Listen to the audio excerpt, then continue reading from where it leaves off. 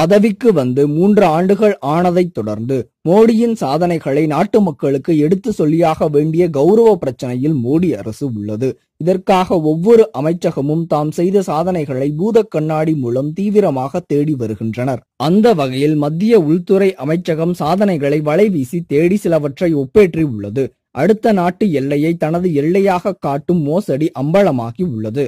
அதாவது ஊடுருவலை தடுக்க பாகிஸ்தான் இந்தியா எல்லைக்கோடு அருகே ஒளிவிளக்குகள் அமைக்கப்பட்டது என்று தேடி கண்டுபிடிக்கப்பட்ட படங்களை தனது சாதனை பட்டியலில் இணைத்துள்ளது மோடி அரசு.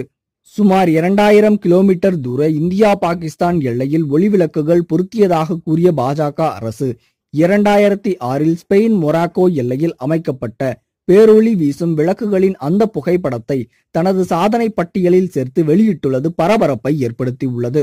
அதற்கு ஆதாரமாக ஸ்பெயின் மொராக்கோ எல்லையில் அந்நாடு வெளியிட்டுள்ள நிஜமான ஒளிவிளக்கு படங்களை எடுத்து போட்டு மக்களை ஏமாற்ற முயன்ற உள்துறை அமைச்சகத்தின் பலே மோசடி அம்பலமாகி உள்ளது.